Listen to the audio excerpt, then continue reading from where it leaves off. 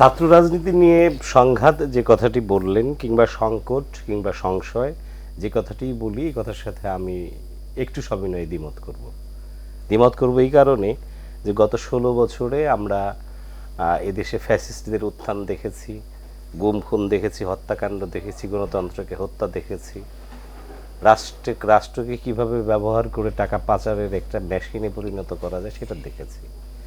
এর থেকে উত্তরণ ঘটিয়েছে মূলত জুলাই গণঅভ্যুত্থান। সেই জুলাই গণঅভ্যুত্থানের অগ্রভাগে যারা নেতৃত্ব দিয়েছে তার মধ্যে আমরা বলে থাকি মোটা দাগে ছাত্র জনতা, যেখানে বিএনপির মতো একটি দায়িত্বশীল বড় দল তার অ্যাক্টিং চেয়ারম্যান তারেক রহমান মহোদয় বলেছেন যেটা ছাত্র জনতার অভ্যুত্থান, তার কৃতিত্ব তিনিও নিজে নিতে চাননি। অনেকেই দেবার চেষ্টা করেছেন যে পিছন থেকে তিনি কলকাঠি নাড়িয়েছেন কিংবা কাজ করেছেন, কিন্তু মূলত যারা ফ্রন্ট লাইন থেকে নেতৃত্ব দিয়েছে সেই ক্ষেত্রে ছাত্ররা দিয়েছে।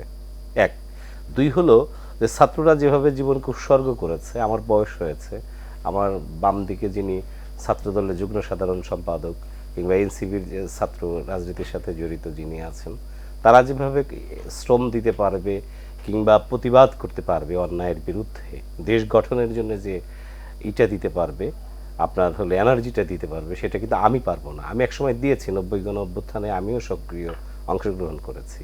কাজে কাজে আমি যে কথাটি স্পষ্ট বলতে চাই, যে মেসেজটা দিতে চাই, সেটি হলো বাংলাদেশে যে ঘটনাটি ঘটেছে সেটি হলো প্রশাসনের নির্বিকার অবস্থা।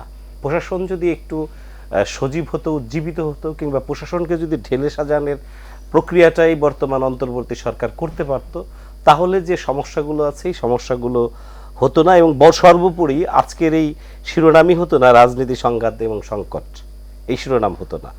ছাত্রদের রাজনীতি না থাকলে পৃথিবীটাই টোটাল রাজনীতি হীন হয়ে যাবে। আর যদি প্রকৃত পরিশীলিত রাজনীতিবিদ আমরা আগামী দিনে তৈরি করতে চাই, তাহলে ছাত্র রাজনীতির মধ্য দিয়ে উঠে আসতে হবে মেধা, মননশীল, প্রজ্ঞা, বিচক্ষণ আগামী দিনের প্রজন্মরা ছাত্র রাজনীতি ইনক্লুডিং হোক। এখন যেটা মব যে জিনিসটা কে আমরা দেখতে পাচ্ছি চোখের সামনে, সেটা হলো প্রশাসনের নির্বিকার অবস্থান। সেটা বর্তমান সরকারের টোটাল ব্যর্থতা, এটা ছাত্রদের ব্যর্থতা না, আমি আমার ভাষায় বলব।